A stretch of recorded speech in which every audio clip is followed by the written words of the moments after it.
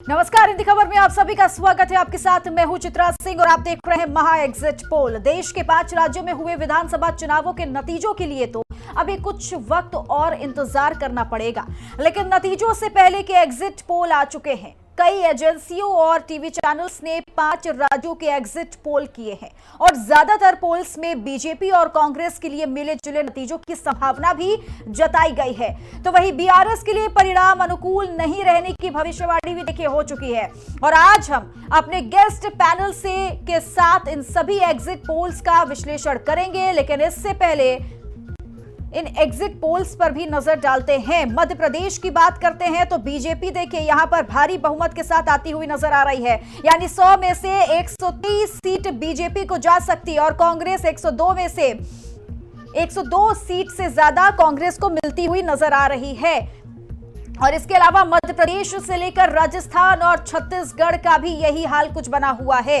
अब मध्य प्रदेश का महापोल भी आपको दिखा रहे हैं। तेलंगाना में यह कहा जा रहा है कि बीआरएस को बहुत बड़ा नुकसान हो सकता है, यानी कांग्रेस जो है वो आगे आती हुई नजर आ रही है।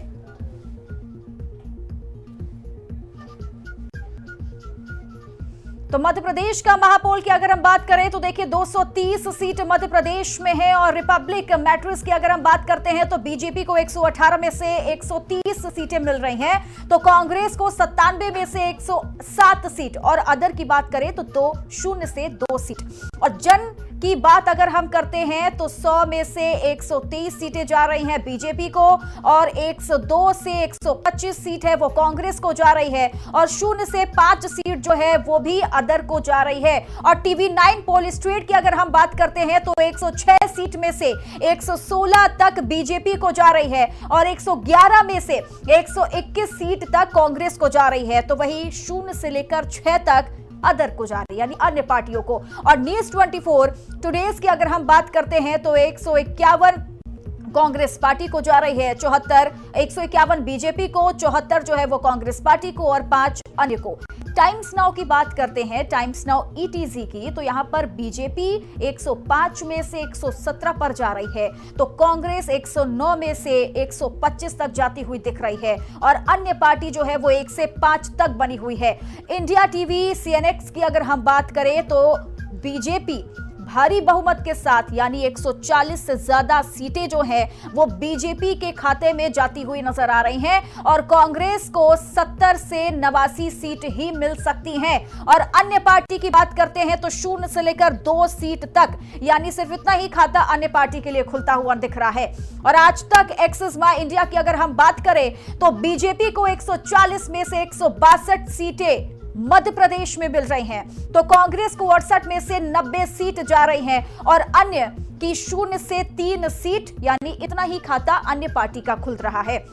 और एबीपी सी वोटर की अगर हम बात करें तो 88 में से 112 सीटें जो हैं वो बीजेपी को जा रही हैं और 113 में से 137 सीटें जो हैं वो कांग्रेस पार्टी के खाते में जाती हुई दिख रही हैं और 2 से 8 सीट अन्य पार्टी की। रिपब्लिक पी मार्क की बात करें तो बीजेपी 103 से 122 और कांग्रेस 103 से 122 पर बनी है और अन्य 3 से 8 पर बनी हुई है।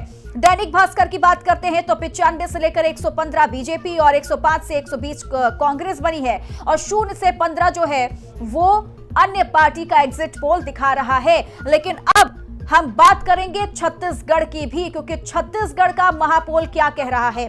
छत्तीसगढ़ की कुल सीट देखिए 90 है और आज तक एक्सिस माई इंडिया का जो विश्लेषण है एग्जिट पोल का वो ये कहता है कि बीजेपी के खाते में 36 से 46 सीटें जा रही हैं, तो कांग्रेस को 40 से 50 सीट जा रही है और अन्य पार्टी 1 से 5 तक है। इंडिया टीवी सीएनएक्स की बात करें तो बीजेपी 30 से 40 तक बनी है और कांग्रेस पार्टी 46 से 56 तक बनी हुई है और अन्य पार्टी जो है वो 3 से 5 तक। जन की बात करें तो बीजेपी 34 से लेकर 45 तक है और कांग्रेस 42 से लेकर 53 तक उसके खाते में ये सीट जाती हुई नजर आ रही है, तो अन्य पार्टी 0 से लेकर 3 तक बनी हुई है। एबीपी वोटर की अगर हम बात करते हैं तो बीजेपी 36 में से 48 सीट ले जाती हुई नजर आ रही है और कांग्रेस पार्टी 41 में से 53 सीट उसका खाता जो है वो 53 सीट तक खुलता हुआ दिख रहा है और अन्य पार्टी का 0 से 4 तक। तो वही न्यूज 24 टुडेज चाणक्य का अगर हम जिक्र करते हैं तो 33 बीजेपी के पास जा रही हैं सीटें और 57 जो है वो कांग्रेस पार्टी के पास और अन्य के पास 0 है। रिपब्लिक मैट्रिक्स की अगर हम बात करें तो बीजेपी के पास 34 से 42 सीटें हैं, 44 से 52 सीट जो है वो कांग्रेस के खाते में जाती हुई दिख रही हैं और 0 से 2 सीट जो है वो अन्य पार्टी के खाते में जा रही हैं। और टीवी 9 पोल स्ट्रेट की अगर हम बात करें तो बीजेपी के पास 35 से 45 तक सीटें जा रही हैं और 40 से 50 तक कांग्रेस की सीटें, कांग्रेस के खाते में ये सीटें जाती हुई दिख रही हैं। तो अन्य के पास 0 से 3 सीट तक। टाइम्स नाउ ईटीजी की अगर हम बात करें तो बीजेपी के पास 32 से 40 सीटें जो हैं वो बीजेपी के खाते में जा सकती हैं और 48 से 56 सीट कांग्रेस को मिल सकती है और 2 से 4 सीट पर अन्य की जीत हो सकती है। तो वही रिपब्लिक पी मार्क की अगर हम बात करें तो 35 में से 42 सीट बीजेपी के पास जा सकती है और 46 से 54 का जो आंकड़ा है वो कांग्रेस का दिखा रहा है और 0 जो है वो अन्य पार्टी का बना हुआ है। दैनिक भास्कर की अगर हम बात करें तो बीजेपी के पास 35 में से 45 सीट और 45 से 55 सीट कांग्रेस के पास और 0 से 10 अन्य के पास। तो अब सवाल यह है कि किसका होगा राज्य सिंहासन और किसका सच साबित होगा एग्जिट पोल। सिंधिया के गढ़ में क्या बीजेपी का सुपड़ा साफ हो जाएगा, यह भी बड़ा सवाल बना हुआ है। क्योंकि अब हम आपको राजस्थान का महापोल भी दिखा दें तो बीजेपी के खाते में 100 में से 122 सीटें जाती हुई दिख रही है, ये जन की बात है। कांग्रेस 62 में से 85 पर है और अदर 14 में से 15 पर बनी हुई है। ये अन्य पार्टी की आंकड़े हम आपको बता रहे हैं। साथ ही टीवी 9 पोल स्ट्रेट की अगर हम बात करते हैं तो 100 में से 110 सीट बीजेपी को जा रही है, 90 में से 100 कांग्रेस पार्टी को और 5 में से 15 अन्य पार्टी को। टाइम्स नाउ ईटीजी में 108 से 128 बीजेपी ले जा रही है तो 56 से 72 कांग्रेस और 13 से 21 जो है वो अन्य पार्टी के खाते में जा रही है। रिपब्लिक पी मार्क की अगर हम बात करें तो 105 में से 125 बीजेपी के पास है और यही 69 में से 81 सीट जो है वो कांग्रेस के खाते में जा रही है और 5 से 15 तक अन्य पार्टी के पास जा रही है सीटें। आज तक एक्सेस माय इंडिया ये बताता है कि 80 से 100 सीट बीजेपी के खाते में है तो 86 से 106 सीट कांग्रेस पार्टी के पास है। 9 में से 18 सीटें वो अन्य पार्टी के खाते में जा सकती हैं और इंडिया टीवी सीएनएक्स की एग्जिट पोल ये बता रहा है कि 80 में से 90 सीट जो है वो बीजेपी ले जा सकती है और 94 से 104 सीट जो है वो कांग्रेस पार्टी ले जा सकती है और 14 से लेकर 18 सीट जो है वो अन्य पार्टी ले जा सकती है। साथ ही रिपब्लिक मैट्रिक्स की बात हो रही है तो 115 से 130 बीजेपी, 65 में से 75 कांग्रेस, 12 में से 19 अन्य पार्टी। एबीपीसी वोटर की बात करें तो 94 से 114 तक बीजेपी पर बात आ रही है तो 71 में से 91 कांग्रेस, 9 में से 19 अन्य पार्टी के पास। और न्यूज 24 टुडेज चाणक्य का ये एग्जिट पोल बताता है कि 89 सीट बीजेपी के खाते में जा रही हैं तो 101 सीट कांग्रेस के खाते में जा रही हैं और 9 सीट अन्य पार्टी के खाते में जा रही हैं। दैनिक भास्कर का एग्जिट पोल बताता है कि 98 में से 105 सीट बीजेपी के खाते में है तो 85 से 95 सीट यानी सिर्फ 10 सीटों का अंतर ये कांग्रेस के खाते में जा सकती हैं और 10 से 15 सीट अन्य पार्टी के खाते में जा सकती हैं। तो मध्य प्रदेश, छत्तीसगढ़ और राजस्थान का ये एग्जिट पोल हमने आपको अलग अलग न्यूज चैनल्स और अलग अलग एजेंसियों का दिखाया है जिसमें कांटे की टक्कर तो देखिए बीजेपी और कांग्रेस के बीच में ही लगी हुई है। क्योंकि ये कहा जा रहा है कि इस बार मध्य प्रदेश में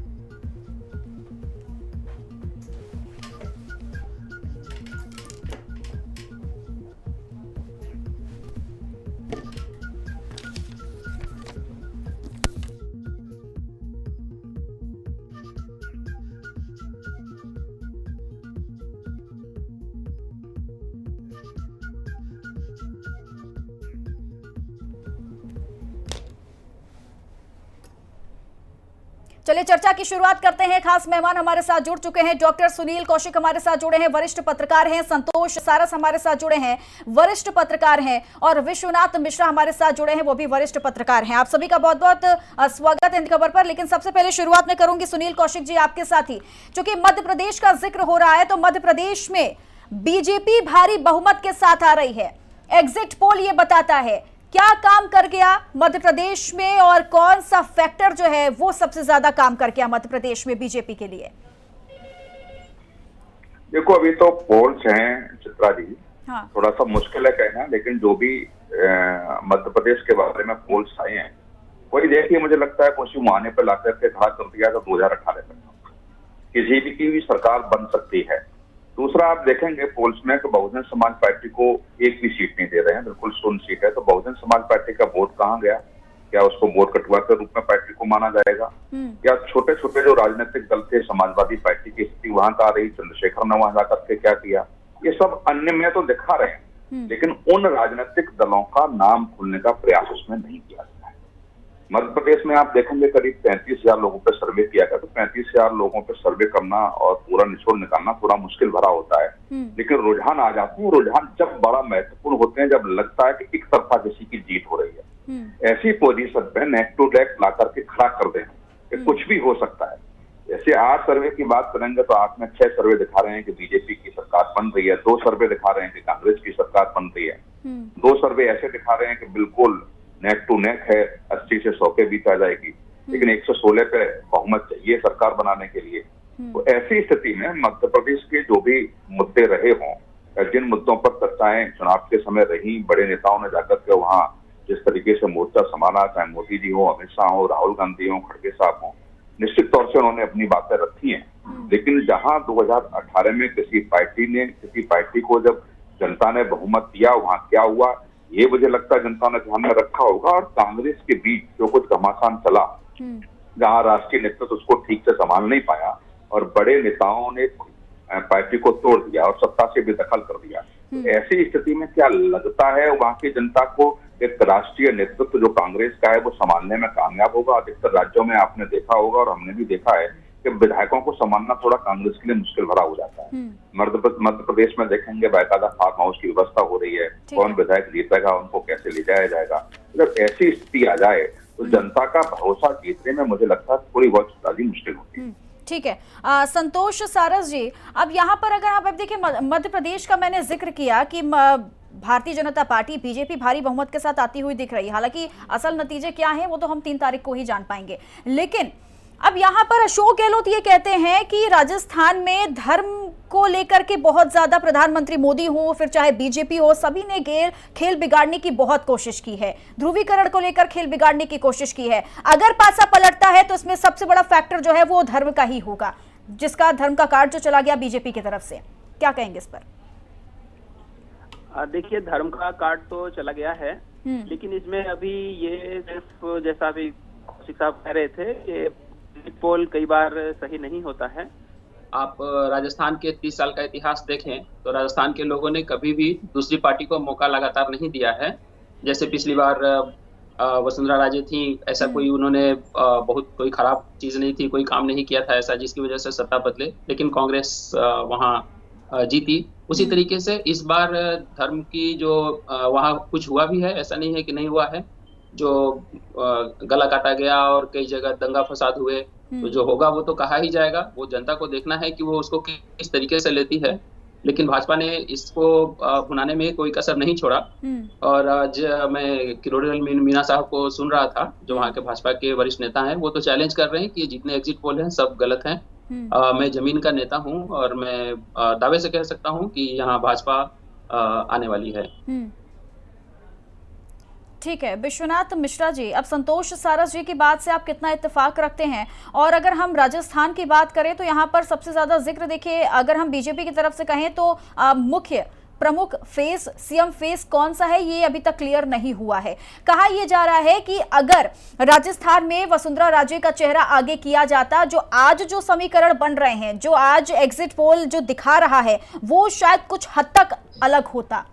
मानते हैं ऐसा? चित्रा, देखिए, राजस्थान और बीजेपी दोनों का जो कॉम्बिनेशन, पहली चीज तो राजस्थान की बात करें तो राजस्थान का एक ट्रैक रहा है, ऑल्टरनेट गवर्नमेंट्स देती रही है, उसमें कोई बदलाव नहीं हुआ है दशकों से। तो इस बात की तो बहुत क्लैरिटी है कि इस बात की पूरे चांसेस हैं, 99% चांसेस नजर आ रहे हैं कि बीजेपी वहां पर आनी। दूसरी चीज ये कि बीजेपी के इंटरनल पॉलिटिक्स क्या है वो थोड़ा सा कॉम्प्लिकेटेड है। ये जो इंटरनल पॉलिटिक्स है वो बाकी दलों से थोड़ा सा अलग है। बीजेपी एक कार्डर बेस्ड पार्टी, तो जब वहां पर चीजें बदलती हैं, आप इनका गुजरात का मॉडल देखिए, जब इन्होंने गवर्नमेंट चेंज करनी थी या सत्ता बदलनी थी या नेता को बदलना था, तो इन्होंने उठाकर A to Z सभी मंत्रियों को, जो पूर्व मंत्री थे कथित रूप से, उन सबको बदल दिया। तो सत्ता बदलने का वहां का रिवाज रहा है। हालांकि ये बात सही है कि जो पुराना जो लीडरशिप थी वो थोड़ा सा मजबूत थी और पिछली बार उसका बीजेपी को नुकसान हुआ। बीजेपी उस चीज को लेकर इस बार बहुत सतर्क थी, इसलिए इसने अपने सीनियर लीडरशिप को भी जमीन पर उतारा। यही चीज MP में भी किया और राज्यों में भी उन्होंने लॉन्च किया। उन्होंने ये इंश्योर किया कि जो बाकी साइड में नई बड़ी लीडरशिप, जो टॉप लीडरशिप, ऐसा नहीं है कि जो अननोन लीडर्स हैं, वो अननोन नेता हैं, उनको ही लड़ा करके और केवल एक बड़े लीडर को मतलब बट फाइनली जो है उसको शो कर दे कि यही हमारा लीडर होगा। उन्होंने उस चीज को जीवित रखा है कि जो बड़े लीडर्स हैं वो चुनाव लड़ें, लोगों में आशा बनी रही, उनके समर्थकों में आशा बनी रहे कि शायद हमारा नेता मुख्यमंत्री बन सकता है। तो इससे पूरा जो वर्ग है, जितने भी ग्रुप्स हैं कथित रूप से, उन सबका पार्टिसिपेशन कराया। बीजेपी की ये नई, आप इसे पॉलिटिक्स कह सकते हैं, नई मोडस ऑपरेंडी कह सकते हैं, लेकिन मुझे लगता है कि ये चीज लाभ देता हुआ दिख रहा है। ये चीज वहां भी लाभ देता दिख रहा है और ये आगे जाकर के छत्तीसगढ़ में भी लाभ देता दिख रहा है कि छत्तीसगढ़ में भी उन्होंने अपने जो ये पुरानी ट्रैक था कि एक पुराने एस्टैब्लिश्ड नेता को लीडर बना करके और उसके नाम पे चुनाव लड़ना, उस चीज को बदलने की कोशिश की है। और छत्तीसगढ़ में भी हमें लगता है कि एक बेहतर रिजल्ट आने की संभावना, हालांकि सभी जितने भी हैं वो बीजेपी को पीछे दिखा रहे हैं, लेकिन अगर आप 2 महीने पहले का आकलन देखें तो बहुत खराब स्थिति थी बीजेपी की। ऐसा लग नहीं रहा था कि बीजेपी उनके कांग्रेस को कहीं युद्ध में भी दिखा पाएगी, युद्ध भी मतलब कि कहीं चैलेंज भी कर पाएगी। लेकिन अभी की जो स्थिति है उसमें बीजेपी एक बेहतर स्थिति में है। यानी बीजेपी की ये स्ट्रेटेजी अक्रॉस ऑल स्टेट्स काम करती हुई नजर आ रही है और मुझे लगता है कि शायद इसका इम्पैक्ट हमको आपको देखने को मिलेगा जब 3 तारीख को रिजल्ट्स आएंगे। ठीक है, इसका असर कहीं ना कहीं देखने को मिलेगा सुनील कौशिक जी। लेकिन अब यहाँ पे कुछ लोगों का ये कहना है कि देखिए क्षेत्रीय, अगर हम बात करें क्षेत्रीय नेताओं की, चाहे वो राजस्थान के हो या फिर मध्य प्रदेश के हो या फिर छत्तीसगढ़ के हो, ऐसे में उनके सामने प्रधानमंत्री मोदी अगर आकर जनसभा करते हैं, रैलियां करते हैं, तो ये कितना ज्यादा अलग छाप छोड़ता है? क्या वाकई में प्रधानमंत्री मोदी के चेहरे से ही विधानसभा चुनाव का पासा पलट जाता है?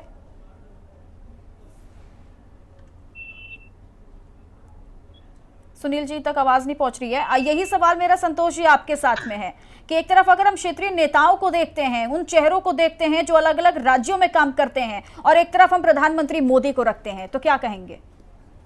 निस्संदेह मोदी जी बहुत बड़ा चेहरा है, सिर्फ पार्टी के लिए नहीं, देश के लिए और समूचे विश्व के लिए। तो ये बात तो हमने कई जगह देखा है मोदी जी का कि जब सभाएं शुरू होती हैं तो वहां सारा पासा पलट जाता है। मोदी जी का जो बोलने का तरीका है, जिस तरीके से वो जनता से खुद को कनेक्ट करते हैं, जनता को वो चीजों नब्ज पर हाथ रखते हैं। और एक बात और देखना चाहिए कि इस चुनाव में ये भी देखा जा रहा है कि जो स्थानीय मुद्दे हैं वो गौण होते चले जा रहे हैं। जनता जो है सशक्त नेतृत्व चाहती है केंद्र में भी। ठीक है, ये विधानसभा चुनाव है, लेकिन जो वोट करने वाला मतदाता है उसके मन में कहीं ना कहीं ये बात जरूर है कि मोदी जी का नेतृत्व हर जगह सशक्त है, चाहे वो राज्य हो चाहे वो देश हो। राज्य की भी जो जहाँ की सरकारें हैं, निश्चित रूप से उसका नेतृत्व भी कहीं ना कहीं मोदी जी के ही हाथ में है। और जो भी चीफ मिनिस्टर हैं, जो भी मंत्रीगण हैं, वो बहुत अच्छे से काम करते हैं। खास करके इनका जो संकल्प पत्र है उसको धरातल पर उतारने का काम करते हैं। और इसमें मैं थोड़ा सा ये जोड़ना चाहूंगा कि भाजपा ने जितनी ताकत मध्य प्रदेश में लगाई, अपने कई सांसदों को उतारा, मंत्री को उतारा, और जिस तरीके से इन्होंने ताकत झोंक दी, साथ साथ मुख्यमंत्री जी ने भी अपने अनुभवों का पूरा फायदा उठाया। राजस्थान में कहीं ना कहीं ये कमी रह गई। वहां चेहरा नहीं देने के पीछे हो सकता है भाजपा नेतृत्व का अपना मत हो, लेकिन अगर एक चेहरा होता तो वो ज्यादा बेहतर होता, क्योंकि वसुंधरा राजे एक सशक्त भाजपा की वहां की सीएम रही हैं और उनका संगठन पर और हर जगह बहुत ज्यादा जोर भी है, पकड़ भी है।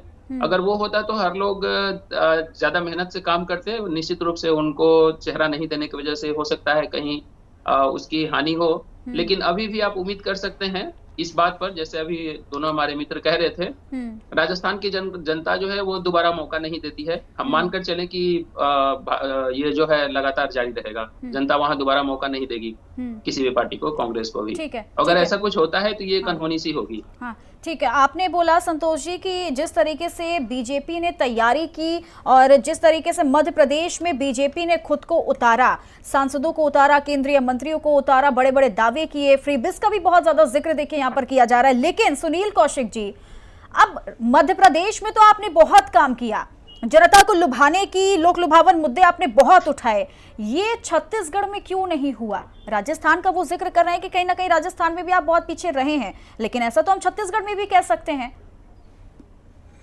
देखो, चित्रा रमन जी को राष्ट्रीय उपाध्यक्ष बना करके निश्चित तौर से मानिए कि तो उम्र का उनका थोड़ा सा दिक्कत थी, बड़े नेता हैं, बुजुर्ग हो गए हैं, और सबसे महत्वपूर्ण बात है कि 15 साल जब उनका सरकार रही वहां पर बहुत सारे आरोप उनके मंत्रिमंडल पर उन पर लगे।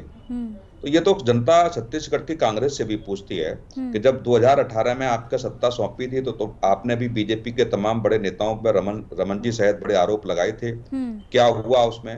क्या कोई FIR हुई? किसी बड़े नेताओं को आपने जेल भेजा? ये सब होता है, लेकिन पार्टी पॉलिटिक्स है। निश्चित तौर से जो राष्ट्रीय नेतृत्व बीजेपी में चाहता है वही होता है, चाहे छत्तीसगढ़ हो, मध्य प्रदेश हो, राजस्थान हो, तेलंगाना हो, तमाम ऐसे स्टेट आपको देखने को मिलेंगे वहां पर। लेकिन जो चीजें छत्तीसगढ़ में आपने देखा कि शुरू की 20 सीटों पर बहुत जबरदस्त मतदान हुआ, और वो 20 सीटें ऐसी थी जो नक्सलबाज सीटें थी। इस बार लगभग 150 केंद्रीय फोर्स की कमांडिंग टीम लगाई गई थी वहां पर, तो और पिछली बार 200 से ऊपर थी। तो ये देखना थोड़ा सा भी होगा। और अभी संसद सत्र में आपने देखा होगा छत्तीसगढ़ को लेकर के एक नक्सलवाद को लेकर के रिपोर्ट थी, जब 2014 से लेकर के अब तक आप देखेंगे तो 70% उसमें कमी आई है। क्या इसका बेनिफिट बीजेपी को मिलेगा कि नहीं मिलेगा? और जो सीटें ज्यादा आ रही हैं, आप देखेंगे तेलंगाना की बात करें, राजस्थान की बात करें, छत्तीसगढ़ की बात करें, तो छत्तीसगढ़ में 15 सीटें थी। 15 सीटों से 35 से 45 सीटों के आसपास से आ रहा है, तो लगभग 20 सीटों का इसलिए फायदा हो रहा है कि नक्सलवाद के खिलाफ जो बड़ी कार्रवाई केंद्र सरकार ने की थी, वहां जनता महसूस कर रही है, जनता ने वहां जमीनी स्तर पर उसको जाना है, समझा है, परखा है। और सबसे महत्वपूर्ण बात देखिए कि महिलाओं ने बढ़ चढ़ के हिस्सा लिया, और बहुत सारे ऐसे बूथ थे जहां कई चुनावों में सबसे बड़ी बात यह है सुनील जी कि एक रिपोर्ट जब अभी मैं देख रही थी तो यहाँ पर छत्तीसगढ़ का, यहाँ पर लोगों ने इसलिए वोट किया कि उनके पसंदीदा पार्टी कौन सी है, उनके क्षेत्रीय नेता कौन से हैं, उन्होंने उस हिसाब से ये जनता के मुद्दे रहे हैं। जैसा कि एग्जिट पोल के जरिए ये तमाम रिपोर्ट भी इसको ऐसे दिखाती हैं, यानी धान खरीदी का हो, किसानों की कर्ज माफी का मुद्दा रहा हो छत्तीसगढ़ में, इस पर कहीं ना कहीं मात्र 10% वोट पड़े हैं। ये भी अपने आप में बहुत ज्यादा शॉकिंग हो जाता है। लेकिन उनके साथ साथ आप देखेंगे हेल्थ के बारे में आप मामले देखेंगे, एजुकेशन के बारे में देखेंगे, सड़कों को लेकर के देखेंगे, तो निश्चित तौर से भूपेश सरकार को बहुत ज्यादा अंक मिले हैं वहां पर। जनता ने बड़ा बढ़ चढ़ के बोला भी है कि भूपेश सरकार ने उसमें काम किया है। लेकिन नक्सलवाद को लेकर के आप देखेंगे तो 70% लोगों ने माना है कि इसमें केंद्र सरकार की भूमिका रही है, प्रदेश सरकार की बहुत भूमिका नहीं रही। भ्रष्टाचार को लेकर के देखेंगे तो 60% लोगों ने उस समय माना सर्वे में कि नहीं, भ्रष्टाचार वहां छत्तीसगढ़ में बढ़ा है। तो ऐसे बहुत सारे मुद्दे हैं, लेकिन निश्चित तौर से छत्तीसगढ़ में आप देखेंगे कि भूपेश जी कभी कंट्रोवर्सी उन्होंने पैदा नहीं की। तमाम राष्ट्रीय मुद्दों पर या बीजेपी ने जो हिंदुत्व के मुद्दे उठाए, बड़ा साध कर उन्होंने सवाल दिए, सनातन धर्म को लेकर के हो, हिंदुत्व को लेकर के हो, हनुमान जी को लेकर के हो, तो ये भी एक बड़ा महत्वपूर्ण होता है कि कोई प्रदेश का मुख्यमंत्री जो राष्ट्रीय मुद्दे हैं और राष्ट्रीय मुद्दों पर अपनी साध इसीलिए शायद ये कहा भी जाने लगा विश्वनाथ मिश्रा जी कि इस बार का विधानसभा चुनाव कुछ राज्यों की अगर मैं जिक्र करूं तो राम भक्त और हनुमान भक्त के बीच में छिड़ गया है क्या? ये भी सवाल शुरू में बहुत हो रहा था, क्योंकि कोई कह रहा है भाई हम तो राम भक्त हैं, कोई कहता है भाई हम तो हनुमान भक्त हैं। इस पर भी बहुत ज्यादा लड़ाई छिड़ी थी। लेकिन अब तेलंगाना की अगर हम जिक्र करते हैं तो तेलंगाना में ऐसा क्या हुआ कि यहां पर बीआरएस बिल्कुल किनारे हो चुकी है और ये कहा जा रहा है कि कांग्रेस पार्टी आ सकती है?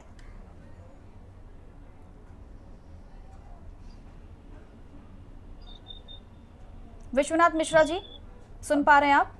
देखिए चित्रा जी, जी, तेलंगाना में अगर हम एक साल भर पहले की बात करें तो बीजेपी ने अपना पूरा जो राजनीतिक सेटअप है, अपना वर्कर्स का पूरा एक सेट